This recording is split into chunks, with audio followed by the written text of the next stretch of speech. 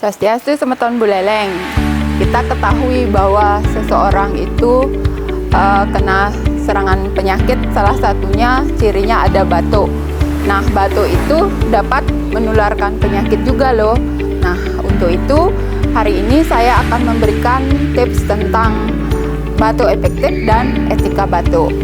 Batuk efektif itu merupakan suatu metode dari seseorang agar dapat mengeluarkan dahak tetapi tidak sampai menguras energi. Kemudian kita juga harus melaksanakan etika batuk ya, agar tidak sampai menularkan penyakit kepada orang lain. Kita tahu ada beberapa penyakit yang bisa ditularkan oleh batuk. Salah satunya mungkin dari TB paru, kemudian virus di udara ada mengandung influenza, sehingga kita melaksanakan etika batuk. Yang pertama, saat batuk itu kita harus menutup mulut dan hidung kita dengan menggunakan tisu.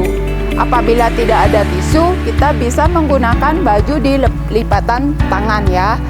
Tidak disarankan saat batuk menutup mulut tanpa menggunakan tisu, karena bisa saja virus bakteri itu akan menempel di tangan dan jari-jari kita ya. Kemudian setelah batuk, tisu itu kita buang di tempat sampah. Setelah kita melaksanakan etika batuk dengan membuang tisu di bak sampah, kita akan melaksanakan cuci tangan. Adapun cuci tangan itu kita menggunakan 6 langkah. Yang pertama, kita basahi tangan. Kemudian tuangkan sabun pencuci tangannya. Kemudian digosok telapak tangan. Dilanjutkan dengan punggung kiri dan kanan. Kemudian di sela-sela jari, kiri dan kanan juga. Dilanjutkan dengan ibu jari, kiri dan kanan juga.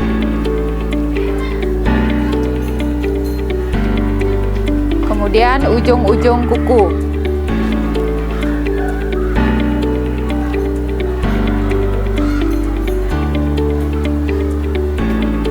Ya, setelah itu tangan dibilas dengan bersih.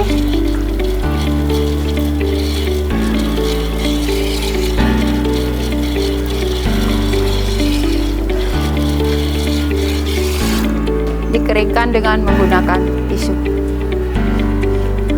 Demikian tadi cara mencuci tangan dengan menggunakan 6 langkah.